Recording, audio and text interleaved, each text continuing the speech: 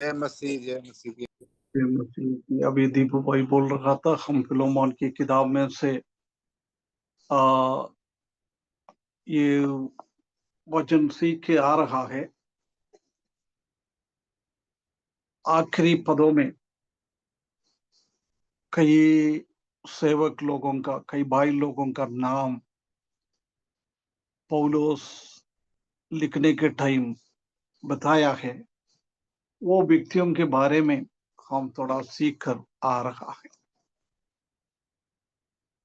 पिछले कई हफ्तों से हम देमास के बारे में कुछ बातें सीख के आया है।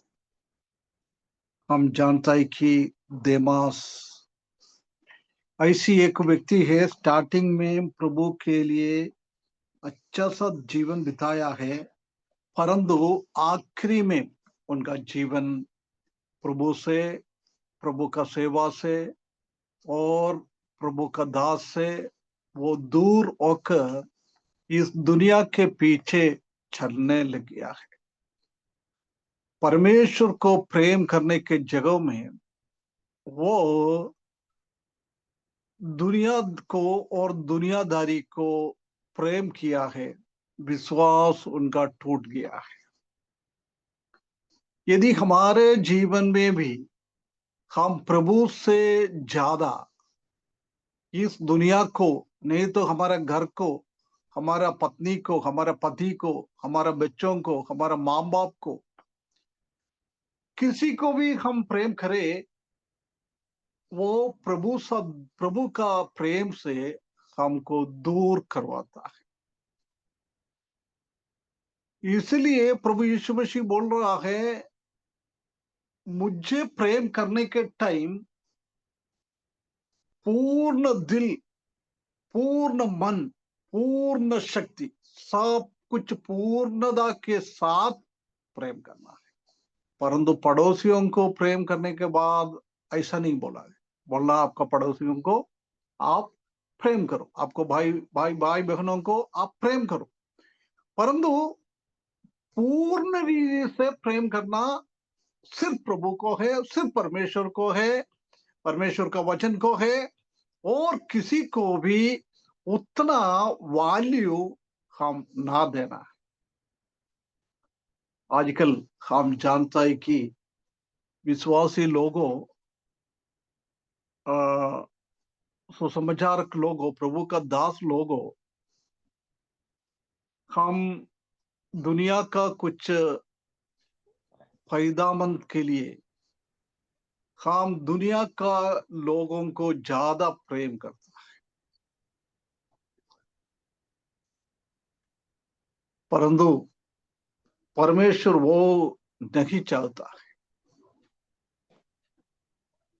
यदि हम परमेश्वर को प्रेम करने के जगह में और किसी को भी, ये दुनिया का लोग हो, विश्वासी लोग हो, प्राचीन लोग हो, कोई भी हो, हमारा माँ बाप हो, हमारा बच्चा हो, हमारा भाई बहन हो, कोई भी हो, वो परमेश्वर का तरीके से एक गलत बात है। सबसे मुख्य बात हम परमेश्वर को देना है। परंतु इधर हम देख सकता है कि ये व्यक्ति देमास अभी तक, जब से उसने उद्धार पाया है, जब से वो परमेश्वर को प्रेम करते हुए, प्रभु का सेवा को प्रेम करते हुए पौलुस के साथ आगे बढ़ाया था, परंतु हम देख सकता है कि उसने वो प्रेम से वंचित हो गया है। वो प्रेम में आगे नहीं बढ़ा है, वो दुनिया को प्रेम किया है। ये भाइयों बहनों, हमारे जीवन में एक बार फर्क कर हमको देखना है, हमारा हालत क्या है, हम किस स्थिति से प्रेम करता है ना। ये पिछले हफ्ते हमने पगला यूहन्ना उसका दूसरा अध्याय 15, 16, 17 पद को हमने देख रखा था। एक बार और हम वो पद को पढ़े। पहला यूहन्ना अंकल। पगला यूहन्ना दूसरा अध्याय 15, 16, 17। तुम ना तो संसार से और ना संसार में की वस्तुओं से प्रेम रखो। यदि कोई संसार से प्रेम रखता है तो उसमें पिता का प्रेम नहीं है, क्योंकि जो कुछ संसार में है, अर्थात शरीर की अभिलाषा और आंखों की अभिलाषा और जीविका का घमंड, वह पिता की ओर से नहीं परंतु संसार ही की ओर से है। संसार और उसकी अभिलाषाएं दोनों मिटते जाते हैं, पर जो परमेश्वर की इच्छा पर चलता है वह सर्वदा बना रहेगा। है ना। ये यूहन्ना ये बात बहुत स्पष्टता के साथ बता रहा है। तुम क्या नहीं करना है। तुमने तो संसार से और ना संसार की वस्तुओं से प्रेम नहीं रखना है। यदि कोई संसार से हम प्रेम रखेगा तो पिता की ओर हमारा प्रेम नहीं है ना। वही मैंने अभी भी बोला था, यदि हम हमारा माँ बाप को ज्यादा प्रेम करता है, प्रभु से हमारा प्रेम उतना कम हो जाता है। दुनिया का चीजों में और दुनिया को हम प्रेम ज्यादा करेंगे तो परमेश्वर की ओर हमारा प्रेम बिल्कुल है नहीं। इसलिए हरेक परमेश्वर का संतानों को ये ध्यान रखना है, प्रभु से बढ़कर, परमेश्वर से बढ़कर हमारे जीवन में कोई भी चीज, कोई भी व्यक्ति हो, चीज हो, कुछ भी हो, उसको हम प्रेम नहीं करना है। ये हमने पिछले बात तो वो 15वां पद को हमने देखा था। उसमें से हमने थोड़ा सा मैंने चालू किया था जब टाइम खत्म हो गया था। ये क्या है? दुनिया की चीज और दुनिया की, और दूसरा क्या लिखा है? संसार की वस्तु। संसार की वस्तु है ना। मैं बोल रहा था संसार का वस्तु मतलब यही नहीं है हमको क्या जरूरत है वो हमारा जीवन में लाना, उसी को हम अच्छा से रखना, ये कभी गलत नहीं। परमेश्वर को भी मालूम है हमको क्या चाहिए। हमको रहने के लिए घर चाहिए, हमको पहनने के लिए कपड़ा चाहिए, हमको खाने के लिए चीज चाहिए, हमारा बच्चों को पढ़ाई करना है, हमको चलने के लिए गाड़ी चाहिए, हमारा बच्चों को अच्छा अच्छा स्कूल में भेजकर पढ़ाना, ये भी जरूरी है ना। ये सब चीज दुनिया नहीं तो दुनिया का चीज हम बोल नहीं सकता। हम कितना हमारा जरूरत है। परमेश्वर का वचन में भी प्रभु भी हमसे वही बात करता है, तुम्हारा जरूरतों को मैं पूरा करूंगा। All your needs. हमारे इच्छा को पूरा प्रभु कभी भी पूरा नहीं करता है। हमारा इच्छा तो बहुत है ना। हमारे दिमाग में हमारा आशा और हमारा इच्छा दुनिया का चीजों में बहुत है हमारे पास। परंतु कभी भी परमेश्वर ऐसा नहीं बोला है तुम्हारा इच्छा क्या है, तुम्हारा आशा क्या है, उसी हिसाब से नहीं है। हमारा जरूरतों को पूरा करने वाला प्रभु है हमारा परमेश्वर। परमेश्वर जानता है। मत्ती के सुसमाचार 6 अध्याय में आखिरी भाग में हम देख सकता है कि क्या खाएगा, क्या पिएगा, क्या पहनेगा, ये सब सोचता है। दुनिया का लोग सोचता है, ऐसी हम भी सोचता है। हम उद्धार तो पा लिया है, फिर भी हमारे जीवन में हमेशा वो दुनियादारी का कुछ ये हमारे दिमाग में भी आता रहता है। परमेश्वर बोल रहा है तुम क्या खाएगा, क्या पिएगा, इसी के बारे में सोचने के लिए जरूर नहीं है। तुम्हारा स्वर्गीय पिता ये हरेक चीज जानने वाला। हम नहीं जानता है कल हमको क्या चाहिए, परंतु हमारा परमेश्वर आज जानता है कल हमारा क्या जरूरत है। हमारा जन्म से पहले परमेश्वर ने हमारा आखिरी टाइम का, हमारा मृत्यु तक को हमको क्या चाहिए वो परमेश्वर अच्छी तरह से जानता है। वो चीज परमेश्वर ने हमारे लिए स्वर्ग में तैयार करके रखा है। जब हमको जरूरत पड़ता है उसी टाइम परमेश्वर देता है। ऐसा परमेश्वर है तो फिर हमको क्या खाएगा क्या पिएगा, हमारा बच्चों का पढ़ाई उसी का चिंता करने का जरूरी है नहीं है ना। कभी भी हमको उसको चिंता करने का जरूरत नहीं नहीं है, नहीं है। है ना, कभी भी नहीं है ना। पहला पत्रोस में हम देख सकता है कि तुम्हारा हर एक बोझ अपनी क्या करना सारी है। अपनी हाँ सारी चिंता प्रभु पर डाल दो, क्योंकि उसको तुम्हारा ध्यान है। हाँ, प्रभु को ऊपर डाल दो, वो उनका तुम्हारा ध्यान है। हमको हमारे बारे में इतना ध्यान नहीं है, कल क्या है हम नहीं जानता है।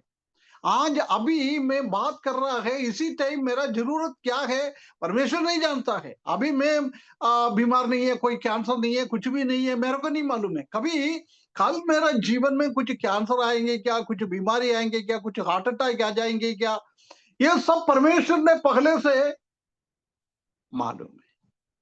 हमारा हर एक ध्यान रखने वाला परमेश्वर के ऊपर हमारा ध्यान बोझ, हमारा चिंता उसी के ऊपर डालना है। मैंने पहले बोला है क्या मालूम नहीं है, पुराना टाइम में गाड़ी नहीं था, घोड़ा नहीं था, सब लोग बाजार में कई जाएगा तो वो टोकरी टोकरी क्यों टोकरी बोलता ना, वो टोकरी के अंदर भर के सब्जी लेके बाजार जाता था। ऐसी बाजार में जाके सब्जी लेके आएगा तो भी वो ठोकरी के अंदर भरकर वजन सिर के ऊपर रख के किलोमीटर चलता था। इतना किलोमीटर चलने के बीच में सरकार क्या करता था, रास्ते के बीच में एक खंबा खड़ा करता था, एक पोस्ट खड़ा करता था, क्योंकि ये वचन उठाते हुए चलते रहता है लोगों को बीच में थोड़ा शांति मिलने के लिए। वो बोझ वो खंबे के ऊपर रखकर थोड़ा टाइम आराम कर सकता। ये प्रभु यीशु मसीह इधर बोल रहा ना, तुम्हारा बोझ, तुम्हारा व्याकुल, तुम्हारा चिंता मेरे ऊपर डाल दो। ऐसा मतलब हमारा रास्ते में प्रभु यीशु मसीह खंबे जैसी खड़ा है, हमको उठाने का जरूरत नहीं। परंतु हम क्या करता है, हमारा बोझ ऐसी होता है। एक बार एक अम्मा जी ऐसी गांव में मार्केट गया, बाजार गया, बाजार जाके सामान सब लेके आ रहा था, है ना, वो भी पुराना टाइम की बात है। जब उनका पड़ोसी के पास एक बैलगाड़ी था, वो पड़ोसी बैलगाड़ी लेके चल रहा था। जब अम्मा जी को देखा, अम्मा जी इतना पसीना पसीना से, इतना बहुत तकलीफ से ये सामान सब सिर पर रख के गया है। अम्मा जी को बोला, अम्मा जी अब एक काम कर, बैलगाड़ी में बैठ जाओ। अम्मा जी बहुत खुश हो गई। अम्मा जी बोलता था चलने का जरूर नहीं है, अच्छा हो गया। खुशी से अम्मा जी ने बैलगाड़ी में बैठ गया। बैठने के बाद उधरने के टाइम वो गाड़ी चला रहा है, वो पलट के देखा है, जब भी वो टोकरी वजन अम्मा जी के सिर पे ही रखा है। अम्मा जी से पूछा, अम्मा जी आपने गाड़ी में तो बैठ गया, ये बोझ क्यों आपके ऊपर रख के बैठा है। बोलता, बेटा आपने मेरे को इतना मदद किया ना, इसलिए मैं ये बैल को ये बोझ और देना नहीं चाहता। हमारे जीवन में भी बहुत बार ऐसी है, प्रभु हमको बोलता है भैया तुम मेरे साथ आ जाओ, तुम्हारा मेरा बोझ तो मेरे ऊपर डाल दो। परंतु क्या है, उसके बाद भी वो हमारी जी की जैसी हम बोझ हमारा सिर पर रखकर बैठ घूमता। प्रभु में तो है, बैलगाड़ी में है अम्मा जी, परंतु बोझ अभी भी उनका सिर पे है। बहुत बार हमारा भी जीवन ऐसी है। प्रभु बोलता है तुम्हारा बोझ मेरे ऊपर डाल के मेरे के साथ चल। परंतु हम बहुत बार क्या करता है, हम प्रभु के साथ तो चलता है, परंतु बोझ हम प्रभु को नहीं देता है, हाँ अपने ऊपर लेके घूमता है। है ना। इसलिए ये परमेश्वर हमारा हर एक चीजों को जानने वाला है, इसलिए हम इस दुनिया के हिसाब से चलने का जरूर नहीं है ना, वो सब जरूरी है। उसके बाद इधर उसका 16वें पद में हम देख सकता है कि 3 चीज बोल रहा है, वो ये दुनिया का अंदर का चीज क्या क्या लिखा है।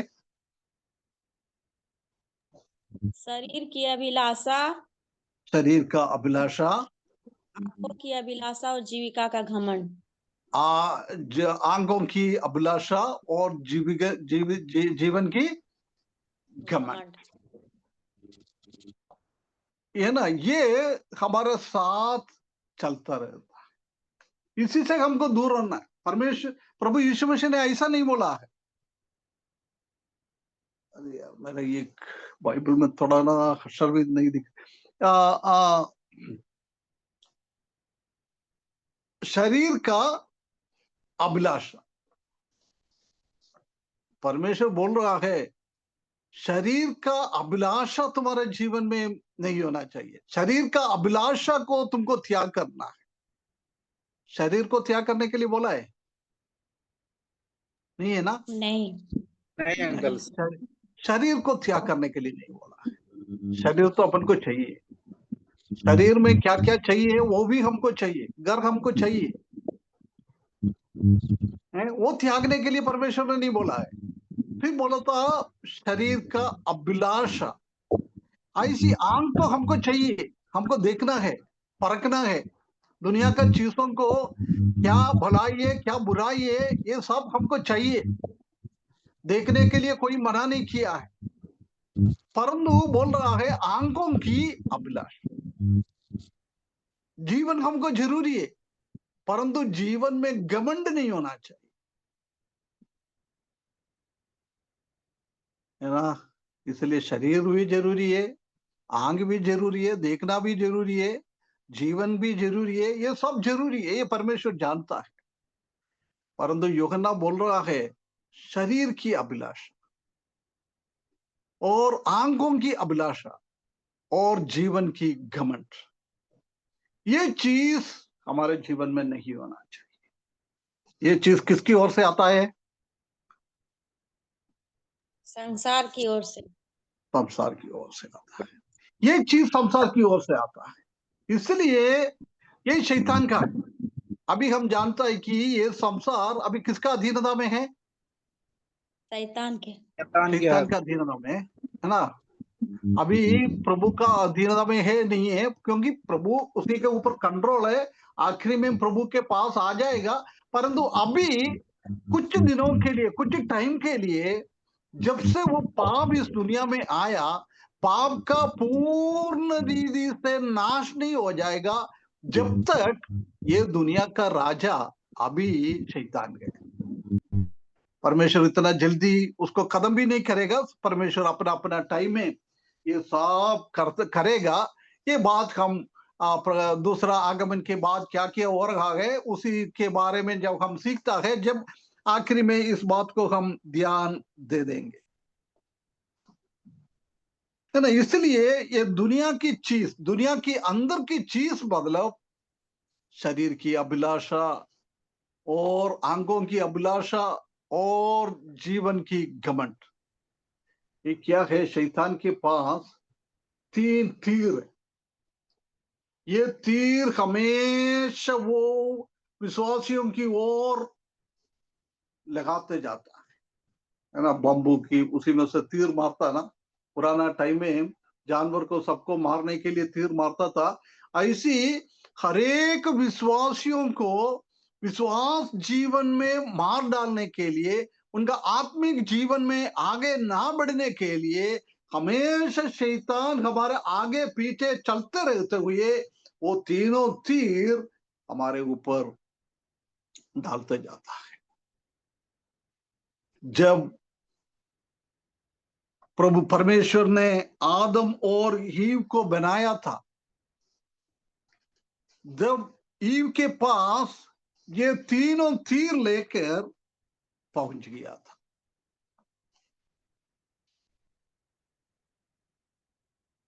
है ना। जब हम पढ़े एक बार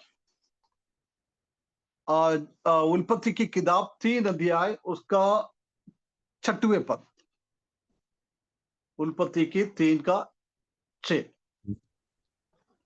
सो जब स्त्री ने देखा कि उस वृक्ष का फल खाने में अच्छा और देखने में मनभाऊ है और बुद्धि देने के लिए चाहने योग्य भी है, तब उसने उसको तोड़कर खाया और अपने पति को भी दिया और उसने भी खाया।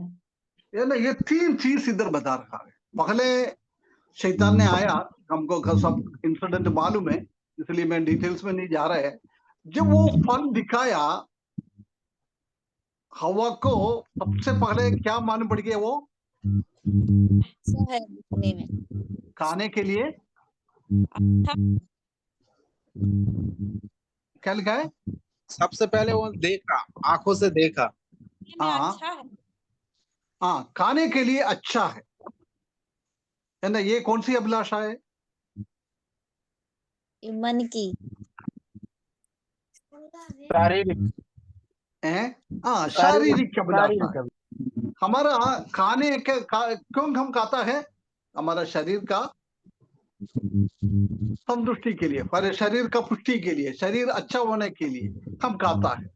उसका मतलब उसने वो देख लिया, देखने के टाइम उसको मालूम पड़ गया ये खाने के लिए अच्छा है।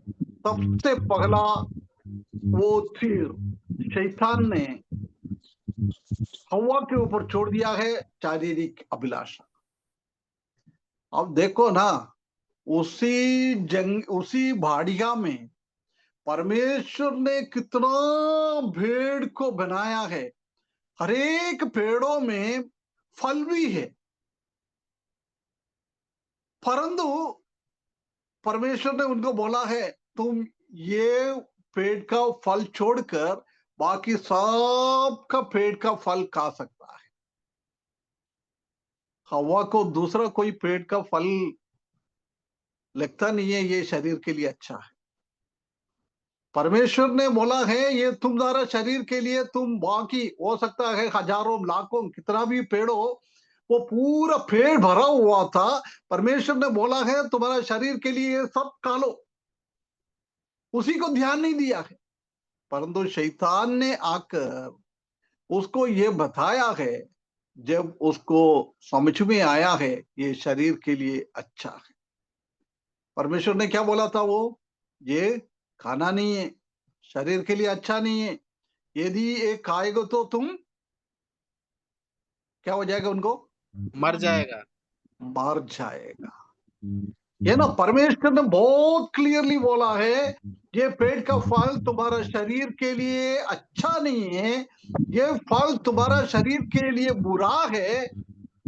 परंतु हवा ने उसको ध्यान नहीं दिया है। ये भी हमारा भी यही आदत है। परमेश्वर ने, वही मैंने पहले बोला था ना, वो अम्मा जी जैसी है। परमेश्वर ने बहुत सारा आज्ञा हमको दिया हमको डालने के लिए, परंतु हम सुनता नहीं है। हम अपने मर्जी से हम चलता है। इधर भी हवा ने भी अपना मर्जी से चला है, इसलिए बोल रहा है वो खाने के लिए बहुत अच्छा है। उसके बाद क्या बोल रहा है? देखने में मन भावनी है। देखने में मन भावना, मतलब देखने में बहुत अच्छा है। ये कौन सी अभिलाषा है? आंखों की अभिलाषा। आंखों की अभिलाषा है ना। शैतान ये लेके आए उनके पास शरीर का अभिलाषा, उसके बाद आंखों की अभिलाषा। उसको देखना नहीं चाहिए था। परमेश्वर ने बोला है तुमको वो खाना नहीं है, खाना नहीं है तो कभी भी उसी के ऊपर ध्यान नहीं देना चाहिए था, उसी के ऊपर देखने का जरूरी नहीं था। परंतु उसने क्या कर दिया है? देख लिया है। ये आंखों की अभिलाषा है। उसके बाद क्या बोला है? जीविका का घमंड ना करना। नहीं, उसके नहीं बाद नहीं नहीं, बुद्धि देने बुद्धि देने में मन भाव, हाँ बुद्धि देने में मन भाव। हाँ, Sorry. बुद्धि देने में मन भाव। ये कौन सी है?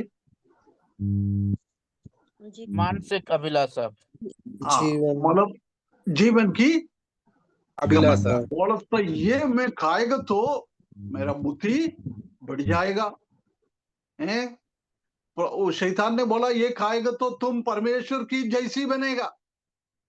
ऑलरेडी परमेश्वर ने उनका स्वरूप में ही उसी को बनाया है, परमेश्वर का बुद्धि उसी में है, परमेश्वर का आत्मा उसी के अंदर है, परमेश्वर का जीवन उसी के अंदर है, परमेश्वर की जैसी है बुद्धि और ज्ञान, सब कुछ उसी में है। परंतु शैतान बोल रहा है नहीं नहीं नहीं, तुम में अभी बुद्धि है नहीं है, ज्ञान नहीं है ना। ऐसी बोलने में उनका जीवन की घमंड उसके ऊपर आया। बोलता अरे यार, परमेश्वर ने हमको ऐसी बनाया है, परमेश्वर से नीचे कर कर बनाया है, हमको परमेश्वर जैसी बुद्धि नहीं है, परमेश्वर जैसी ज्ञान नहीं है, हमको वो ज्ञान प्राप्त करना है। मतलब परमेश्वर की जैसी हमको होना है, वो ये जीवन का घमंड। परमेश्वर इतना अच्छी तरफ से उसको जीवन दिया था, परंतु उससे बढ़कर चाहिए, वो एक घमंड होना है ना, उनका ऐसी एक स्थिति में। उसके बाद हम देख सकते हैं कि प्रभु यीशु मसीह के पास ये शैतान आया था ना, याद है? प्रभु यीशु मसीह के पास कब आया था शैतान? आया था। जी, बपतिस्मा लेने के बाद। हैं? बपतिस्मा लेने जब यीशु मसीह भूखे थे तब। हाँ, 40 दिन का बपतिस्म के होने के बाद 40 जंगल में जाकर 40 दिन उपवास में रहा तब। उपवास रखा था, है ना। जब उनके पास कौन आया? ये शैतान आया। लूका सुसमाचार 4 अध्याय 1 से लेकर 12 तक। अभी टाइम के कारण हमको पढ़ने का नहीं है, हमको मालूम है ना ये सब चीज, है ना। उधर भी शैतान ये तीनों चीज लेके आया है ना। पहले शैतान ने क्या किया था? शैतान ने क्या बोला पहले? इन पत्थर को कहे कि वो रोटी बन जाए। हाँ, पत्थर को कहो ये रोटी बन जाए। रोटी किसके लिए? के लिए, शरीर के लिए। ये कौन सी अभिलाषा हो गया? शारीरिक शारीरिक शारीरिक अभिलाषा। हवा के पास कैसे वो सेब फल, कौन सी भी फल हो, वो लेके गया है, ऐसी प्रभु यीशु मसीह के पास वो पत्थर लेके आया है। ये पत्थर को कहो ये रोटी बन जाए, शरीर की अभिलाषा। उसके बाद क्या किया था?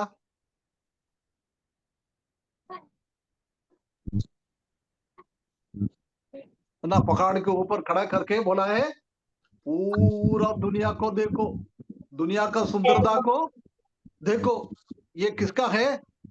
मेरा है। मेरा आंसू मेरा आपको दे सामने एक बार दंडवत करो, मैं तुमको ये दे दूंगा।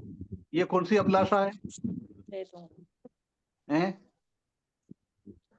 कौन सी अभिलाषा है? संसार की अभिलाषा। जीवन का दोनों शामिल है, आंखों हैं? का आंखों का भी और जीवन का भी, दोनों शामिल। देखने के लिए बोला और बोला ये तुमको दे दूंगा, ये जीवन यापन करने के लिए। हाँ, ये कौन कौन सी अभिलाषा होता है? दोनों है भैया, दोनों है। ये आंखों दोनों की कैसे आ गई? भी है।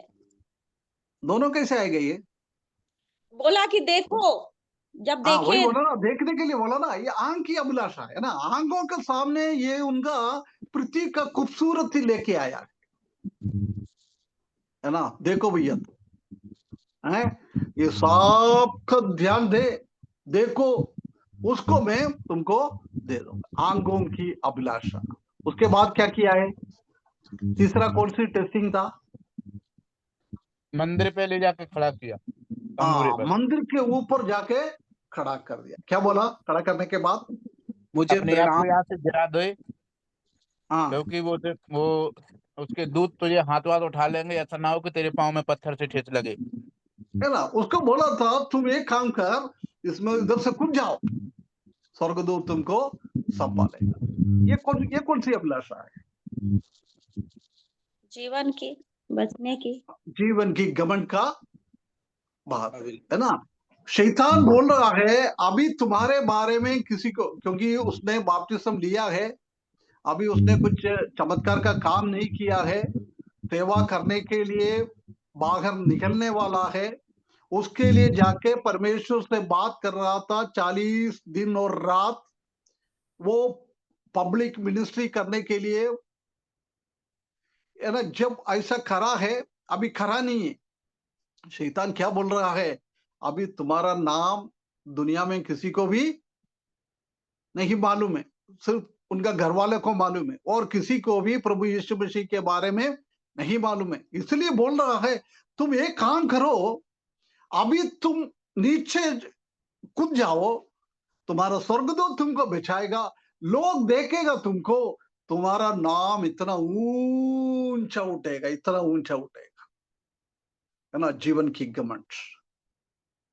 हमें तो बोलता था अरे यार ये तो अच्छा मौका है यार नाम कमाने के लिए, है ना। हम तो शैतान की बातों में हवा जैसी हम भी गिर जाता है, परंतु प्रभु यीशु मसीह ने 3 बार शैतान को डांटा है, शैतान के विरुद्ध में उसने बोला है, यानी इसलिए ये ऐसी कई प्रभु का दास लोगों के साथ ये तीनों चीज, शरीर की अभिलाषा, आंखों की अभिलाषा और जीवन की घमंड, यदि हम शैतान का इस 3 तीर में हम हमारे शरीर में लग जाएगा तो हम भी हमारा जीवन दुनियादारी के, शैतान यही चाहता है कि तुम आत्मिकता में आगे ना बढ़े, तुम परमेश्वर के लिए ना जिए, तुम अभी ये दुनिया के हिसाब से चले, तुम्हारा शरीर के लिए तुम सोचे, तुम्हारा आंख के सामने क्या क्या दिख रहा है उसके बारे में तुम सोचे, तुम्हारा जीवन में आगे नाम कमाने के लिए तुम सोचे, आत्मिकता के बारे में सोचने का जरूर नहीं। कौन देखा है आत्मिकता? शैतान ये सुनाता है, किसको मालूम है मृत्यु के बाद कहाँ है क्या है। शैतान हमारे हृदयों में, मनुष्यों के हृदयों में ऐसी डालता है, भैया दुनिया के साथ सब खत्म हो गया है, जब तक जी रहा है जब तक हमको जीना है, आगे का कुछ सोचने का नहीं है ना। खाओ पियो मस्त करो, आगे हमको नहीं मालूम है। किसने देखा है? ये शैतान हमेशा मनुष्यों को हृदयों में ये गलत विचारें लेके आता है। हमारे जीवन में भी बहुत बार ऐसी सोच आता है ना, अरे यार ये सही है क्या है, ये बात सही है क्या, प्रभु यीशु मसीह जिंदा थे क्या, प्रभु यीशु स्वर्ग है क्या, है हम स्वर्ग में जाएंगे क्या, है ना। बहुत बार हमारे दिमाग में भी आ जाता है। शैतान ऐसी विचार हमारे दिमाग में लेके आ जाता है, परंतु हम वो उसी में हम गिर गया, उसी बात को हम अंगीकार किया है, हमारे भी जीवन दुनियादारी के साथ चले जाएंगे। इसलिए दिमाग की जैसी हमको नहीं बनना है, हमको परमेश्वर के लिए खड़ा रहना है। हम हमारा शरीर के लिए नहीं, हमारा शरीर कुछ दिनों के लिए, है ना। 2 कोरिन्थियों 5वें अध्याय में हम देख सकते हैं कि हम ये शरीर में रोते रोते रोते रोते जीवन बिताने वाला है, परंतु पौलुस उधर बोल रहा है तुम आज ये शरीर के लिए तुम सोचता है, परंतु एक दिन ये शरीर एक मड़के जैसी फूट जाएगा, तुम्हारा आत्मा स्वर्ग की ओर जाएंगे। इसलिए ये नाश होने वाला शरीर के लिए हम ना सोचें, हमारा शरीर के लिए उसने सोचा है, अरे यार ये शरीर के लिए अच्छा है, इसलिए हवा ने गिर गई, परंतु प्रभु यीशु मसीह ने बोला है नहीं नहीं नहीं, मैं शरीर के लिए ये रोटी से मेरा जीवन नहीं है, मेरा हकीकत जीवन क्या खाने में है, परमेश्वर का वचन। वचन, है ना, परमेश्वर का वचन खाने में। हम 3 बार 4 बार हमारा शरीर के लिए खाता है, हमारा केरल में तो बहुत ज्यादा टाइम जाता है ना। जीतू भाई को मालूम है ना, सुबह उठकर चाय, है ना, उसके बाद नाश्ता, उसके बाद 1 बजे पेट भर के चावल कुछ खाता रहता है, उसके बाद 4 बजे फिर चाय और बिस्किट, कुछ तो कुछ नाश्ता, उसके बाद रात को भी पेट भर के खाता रहता है। हाँ, नॉर्थ इंडिया में इतना नहीं दिखता है, फिर भी चार चार के जगह में तो तीन बार तो खाता है ना। नॉर्थ हमारे इंडिया में शरीर के लिए इतना। हाँ, क्या बोल रहे थे जितेंद्र भाई? नॉर्थ इंडिया में 3 टाइम खाते हैं, यहाँ पे तो है ना, 5 तीन। होता है। मैंने एक राजस्थान का एक भाई से मैंने मिला था, एक सुसमाचार था। वो लोग क्या करता है, 11 बजे के आसपास लंच लेता है, उसके बाद 6 बजे के आसपास डिनर खाता है, 2 ही खाता है वो लोग, है ना। हम शरीर के लिए 3 बार 4 बार खाता रहता है। उसके बीच में भी कुछ मिलेगा तो कुछ फल फ्रूट है, कुछ केला मिल गया तो वो, कुछ सेब फल मिल गया तो वो, सब खाता रहता है। आने दो आने दो आने दो, है। पेट कभी भी अंकल ऐसा नहीं बोल रहा है ये अंकल काफी है, झारखंड में जितना मिलेगा है? सब खा लेगा। क्या क्या? झारखंड में जितना मिलेगा सब खा लेगा। सही है ना बेटा, सही। मैंने कहा, देख बच्चे लोगों के मुंह में ना कभी भी झूठ नहीं होता है, सच्चाई बोलता है। हम थोड़ा छिपाने के लिए कोशिश करता है ना बच्चा लोग। बहुत बढ़िया बेटा, हाँ, सही बोला आपने। हाँ, परंतु हम हमारा आत्मिक जीवन के लिए कितना बार खाता है? कोई लोग खाता ही नहीं है। क्या अंकल? आत्मिक शरीर के लिए कितना बार खाता है हम? अभी खा रहे हैं। 3 टाइम खाता है। आत्मिक खाता है, खा रहे हैं तो हैं? आत्मिक आत्मिक सुनो, अभी अभी अभी अभी मेरा बात सुन रहे हैं। कितना लोग सुबह उठकर परिवार के साथ परमेश्वर का उत्तम देना, कितना लोग परिवार के साथ सुबह उठकर कम से कम एक गाना गाकर, कोई भी एक चैप्टर पढ़कर, एक भजन संगीता पढ़कर, प्रार्थना रोज बिना रुकते हुए, रोज बीमार है तो बीमार, रात को 12 बजे 1 बजे सो गया, उसके बाद भी 4 बजे नहीं तो 5 बजे उठकर रोज कितना लोग कर रहे? जवाब मत देना, कभी जवाब दे दो तो परमेश्वर के सामने एक झूठ और गिनना पड़ेगा, इसलिए जवाब मत दे दो।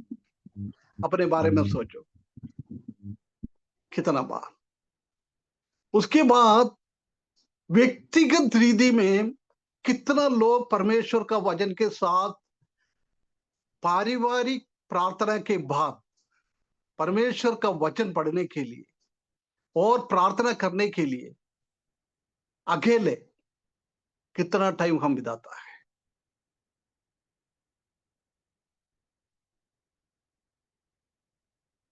शाम को भी ऐसी, कम से कम सुबह शाम, बाकी टाइम का तो छोड़ दो, रोज कौन करता है? कभी हम कहीं ना कहीं रात को शाम को कहीं शादी का पार्टी में कहीं ना कहीं गया, नहीं तो कोई कन्वेंशन था, चर्च में कोई प्रोग्राम था, हम क्या करता है, अरे यार बेटा, अरे 12 तो बज गई यार, अभी क्या पढ़ेगा क्या सकेगा, ठीक है, अपना अपना प्रार्थना करके सो जा। बहुत बार हमारा यही है, बोलता प्रभु आपने हमको संभाला है, अभी मैं सोने जा रहा है, रात को मेरे को भी संभालो। हमारा जीवन में प्रभु का काम, प्रभु यीशु मसीह को हम 2 ड्यूटी दिया हुआ है।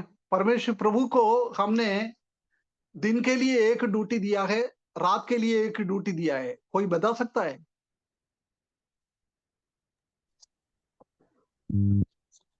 दिन भर का भोजन दे। नहीं, कौन सी ड्यूटी? संभाले रखने के लिए। हाँ, हमने क्या है, सुबह उठकर बोला प्रभु आज का दिन हमको संभालो, हम कहीं जाता है तो हमारे साथ चलो। ये किसका ड्यूटी है? हमारा दुनिया में ऐसी रास्ता दिखाने वाला, ये सब करने वाला कौन है? पवित्र आत्मा, प्रभु यीशु मसीह। नहीं, दुनिया में ट्रैफिक पुलिस है ना, और ट्रैफिक पुलिस। ट्रैफिक पुलिस का यही काम है ना, भैया गाड़ी रुक, जी। आगे चल, उधर चल, उल्टा चल, पुल्टा चल, ये सब ट्रैफिक पुलिस है। हमने परमेश्वर प्रभु यीशु मसीह को सुबह ट्रैफिक पुलिस का काम देता है। प्रभु हमको चलाओ, हमको रास्ता दिखाओ, हमारे रास्ते में हमको संभालो। और रात में किसका काम देता है? तो नींद दीजिए। हाँ, उसको मतलब ये किसका काम है? रात को हमको नींद में संभालो प्रभु, ये किसका काम है दुनियादारी चौकीदार, के हिसाब से? हैं? चौकीदार। हाँ, चौकीदार। चौकीदार का काम पहरादार। है ना। हम प्रभु यीशु मसीह को सुबह बोलता है प्रभु हमारा ट्रैफिक पुलिस बन के हमारा साथ चलो, रात को बोलता है हम तो सो रहे, प्रभु आप हमारा चौकीदारी करो, है ना। हकीकत है ना ये बात। बिल्कुल अंकल, हकीकत है। कई बार हम लोग ऐसी ही प्रार्थना करते, प्रभु हम लोग सोने के लिए जा रहा है, हमारी रक्षा करना, मदद करना है। चौकीदार बना देते वही प्रभु बोला को। ना, चौकीदारी का काम हम देता है। हम बोलता है प्रभु, लॉर्ड बोलता है, परंतु काम क्या देता है? ट्रैफिक पुलिस का और वॉचमैन का, चौकीदार का,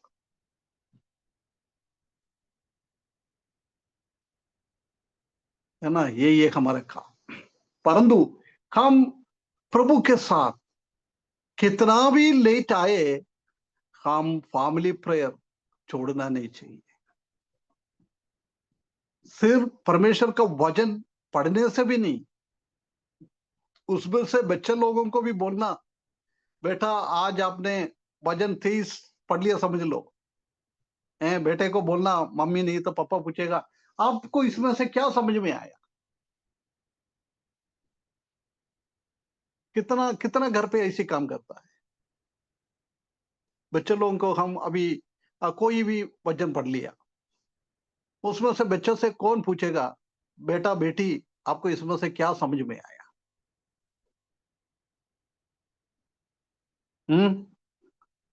ऐसा फैमिली प्रेयर करता है?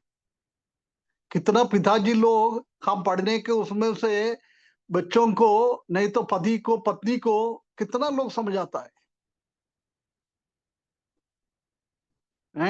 यदि हम परिवार में फैमिली प्रेयर में पति ने जाकर, पापा ने जाकर सुबह से काम करके थक के आया, है ना, वो कभी बच्चा पूछा नहीं है तो शरद भाई से अंजू सिस्टर ने पूछा ये इसका मतलब मेरे को थोड़ा समझाओ, वो तो दिन भर से, मैं एग्जाम्पल बोल रहा है, अंजू सिस्टर गुस्सा नहीं है है ना। शरद भाई को पूछेगा इसका मतलब क्या है, शरद भाई जल्दी गुस्सा हो जाएगा ना, क्या पूछ रहे, मैं सुबह से इतना काम करके आया, मैं थक के आया, मेरे को सोना है, ये को बात करेंगे क्या? बहुत बार घर का पिता लोगों का यही काम है ना, बच्चों का आत्मिकता के बारे में हम नहीं सोचता है, कैसे आत्मिकता में बढ़ाना है।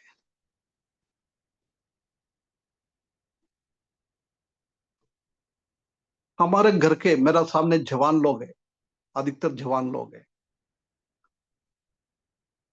कितना लोगों को उत्पत्ति से लेकर प्रकाशित वाक्य का किताब, 66 किताब, 66 है तो भी मैंने नहीं मालूम ना, नंबर भी मालूम नहीं है, कई लोगों का नंबर भी नहीं मालूम है। 66 बुक का नाम किसको मालूम है बिना रुकावट के से क्रमानुसार बोलने के लिए? आज जवाब मत देना, सिर्फ आपको सोचने के लिए मैं बात कर रहा हूं। कितना लोगों को मालूम है? मैंने एक बार एक शादी में एक वीडियो दिख रहा था, मतलब ऑनलाइन में शादी दिखा रहा था। एक किसका शादी हो रहा है, वो लड़का पुराना नियम का एक नाम वो शादी करने वाला बोला है, वो क्या है, नया नियम में ढूंढ रहा है। हमारा बच्चा ऐसा तो नहीं है, पुराना नियम का किताब नया नियम में, और नया नियम का किताब पुराना नियम में, ऐसा ढूंढने वाला तो नहीं है।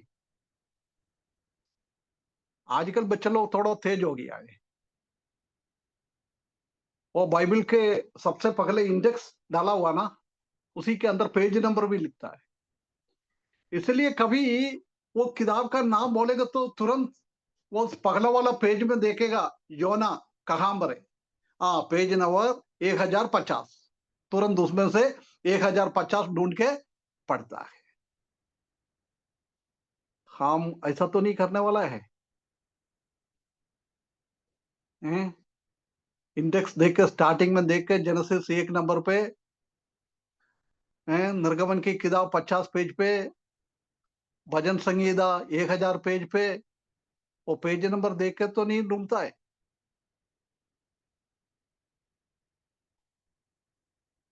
ना। आजकल बाइबल बनाने वाला और भी अच्छा तरीका कर दिया है, वो पेज का काट काट के नाम लिख के रखता है ना, उसी में से जल्दी पलट कर पढ़ सकता है।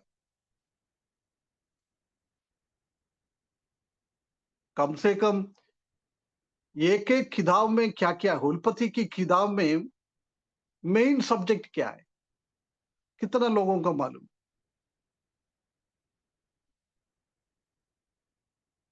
निर्गमन की किताब बोलेगा तो उसी के अंदर क्या है,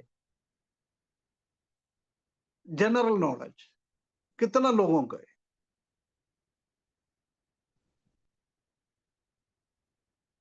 बाइबल में चरित्र का कितना बुक है,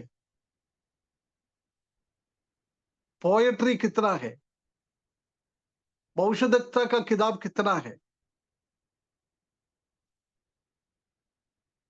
कितना सुसमाचार है, पत्रिका कितना है, किसने किसने लिखा है पत्रिका,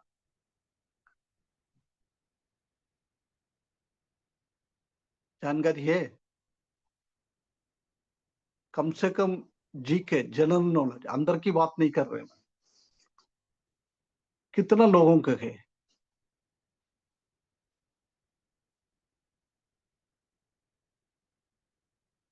मेरा बच्चा लोग, थोड़ा प्रभु हमको जीवन दिया है, प्रभु के बारे में सीखना, वचन के बारे में सीखना है, हम कितना ध्यान देता है, एक बार सदर कर रखना। इसलिए प्रभु यीशु मसीह बोल रहा है, नहीं नहीं नहीं, मेरे को ये खाने का नहीं, मेरे को परमेश्वर का वचन खाना है। परमेश्वर का वचन है, मेरा अंदर की शरीर को पुष्टि करना है, मेरा आत्मिक शरीर को पुष्टि करना है। ये शरीर कैसे भी हो जाए, कोई भी फर्क नहीं, बिना काके भी आईसीयू हो जाएगा तो भी कोई प्रॉब्लम नहीं। जब हमने पौलुस के बारे में देखा था, पौलुस ने बोल रहा है मैं बुढ़ा हो गया है, 60 साल भी नहीं था उनका, 60 साल में प्रभु का काम करके शरीर को नाश कर दिया उसने, है ना। जब हमने ना मुरझने वाला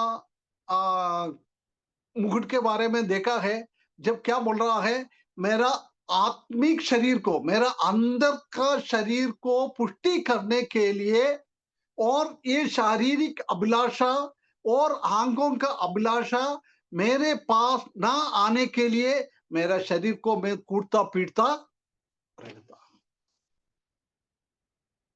ना। पौलुस ने ऐसा किया है। हम कितना लोग ये एक्सरसाइज करता है, हमारा शारीरिक अभिलाषा कुछ आता है, हम उसी टाइम हमारा शरीर को कितना बार हम ब्रेक करता है। पौलुस ने वही किया, उनका शरीर को मारता पीटता कूटना, उसका मतलब यही है कि शारीरिक अभिलाषा आने के टाइम उसने उनका शरीर को, सबको लगता है इस दुनिया में हम रहता है, उसी टाइम ये शारीरिक, ये दुनिया की अभिलाषाओं के पीछे जाने के लिए हमारा हृदय में एक वांछा आता है, एक चिंता आ जाता है। परंतु हम जानता है कि शारीरिक अभिलाषा के लिए, हमारा शरीर का सुख के लिए हम क्या करता है, वो सब गलत है, प्रभु का वचन के विरुद्ध में हम काम करने वाला बन जाता है। इसलिए पौलुस की जैसी हमारा शारीरिक अभिलाषा आने के टाइम हम कितना ईमानदारी से हमारा जीवन बिताता है।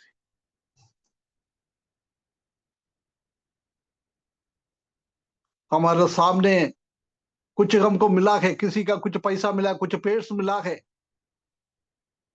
हमारा आशा क्या है? शारीरिक रीति से सोचता है अरे यार मैं तो गरीब है यार, ये पेट्स मैं ले लूं, उसी के अंदर का पैसा मैं ले लूं। अभिलाषा आता है, शरीर का अभिलाषा।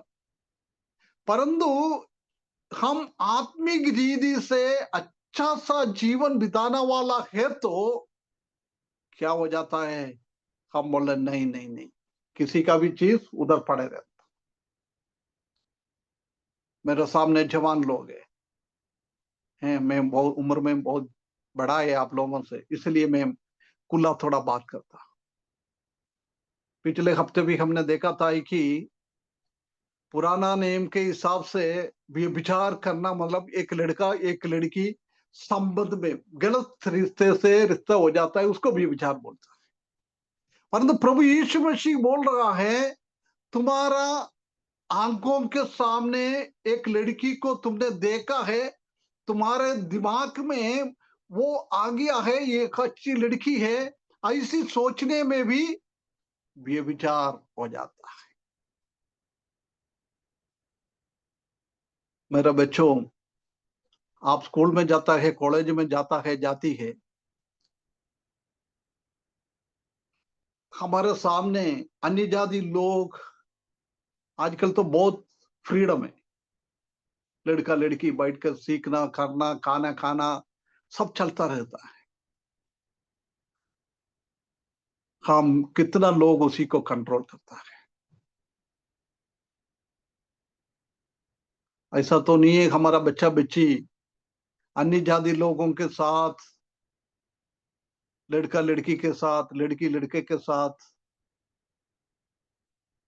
घूमता फिरता रहता, ऐसा तो नहीं। जब से जूम मीटिंग चालू हो गया ना, जब से एक बात देखा है,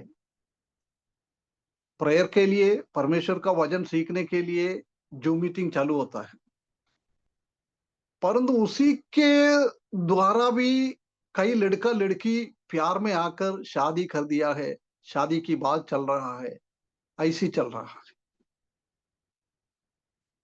हमारा कोई बच्चा ऐसी रिश्ता तो नहीं हुआ, परमेश्वर का वचन सीखने के लिए आया, जब जूम के द्वारा लड़का लड़की से बात किया, शादी किया है, शादी की बात चल रहा है, ऐसी एक अवस्था हमारा बच्चों को तो नहीं है ना। आपका भलाई के लिए मैंने थोड़ा खुला बात कर रहा है, आजकल हो रहा है ऐसी बात है।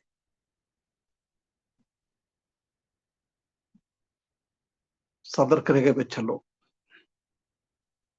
जो में हम प्रार्थना के लिए आएगा तो सिर्फ प्रार्थना के लिए बैठे,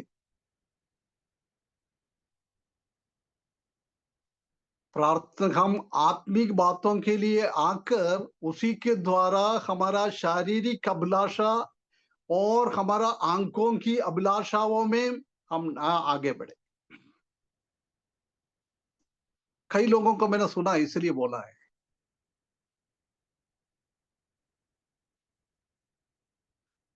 सतर्क रह गए, कभी भी हम ऐसी ऐसी बातों में ना फंस।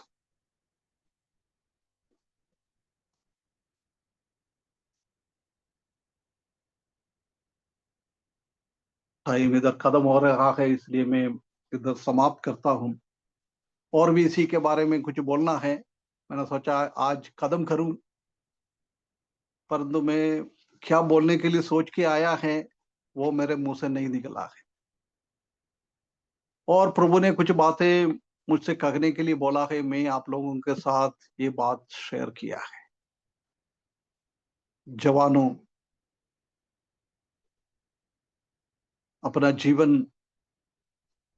ये शारीरिक अभिलाषा के पीछे और आंखों की अभिलाषा के पीछे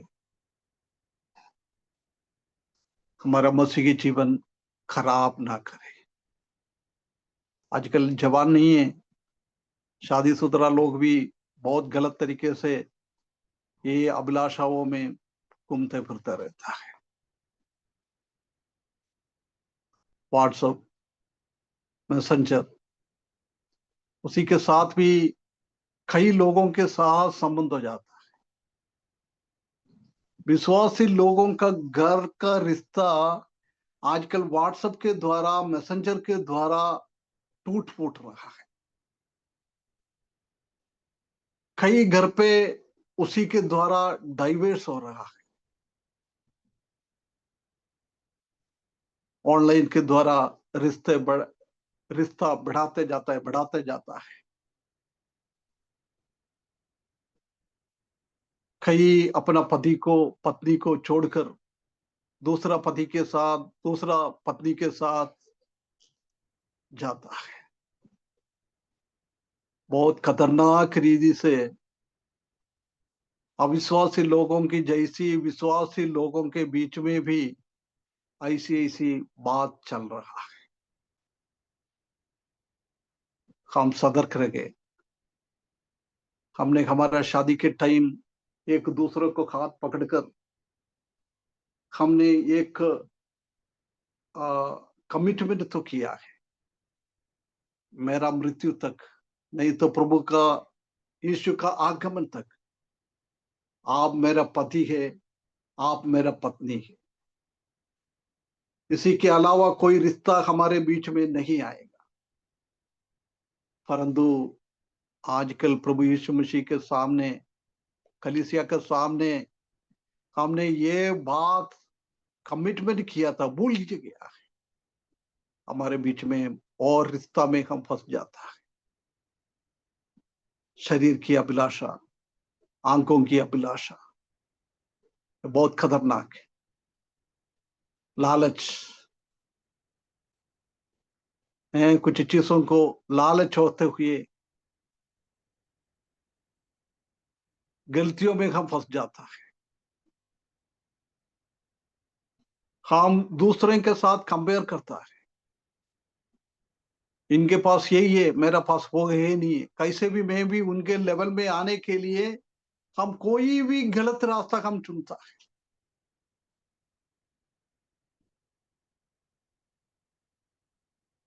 ये वचन के द्वारा परमेश्वर हमारा हर एक का हृदयों में बात करे। हम प्रभु के लिए ईमानदारी के साथ, पवित्रता के साथ, दुनियादारी के पीछे ना चले। हम हमारा अभिलाषाओं को, हम जानते हैं कि पौलुस ने शादी भी नहीं किया था। कहीं जाएगा तो उसको गलत तरीके से कुछ भी कर सकता था, परंतु उसने ऐसा नहीं किया। आपका सोचने के लिए मैं एक कई सारा इंसिडेंट मेरे को मालूम है। एक प्रभु का दास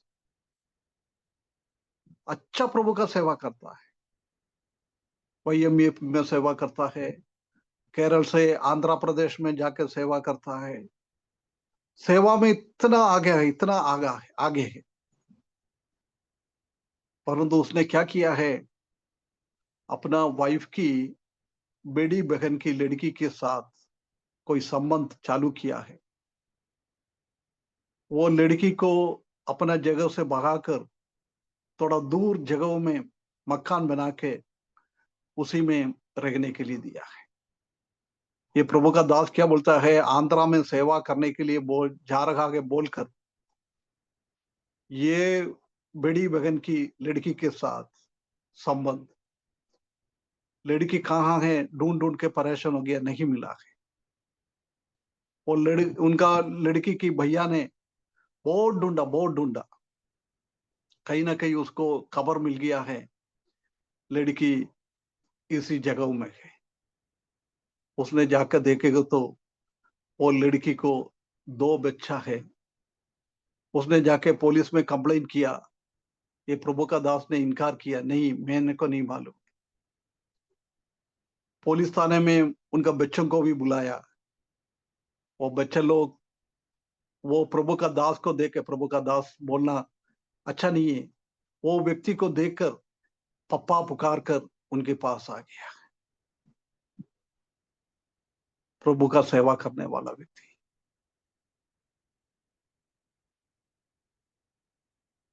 आजकल ये हो रहा है हमारा विश्वासी लोगों के बीच में, शारीरिक अभिलाषा।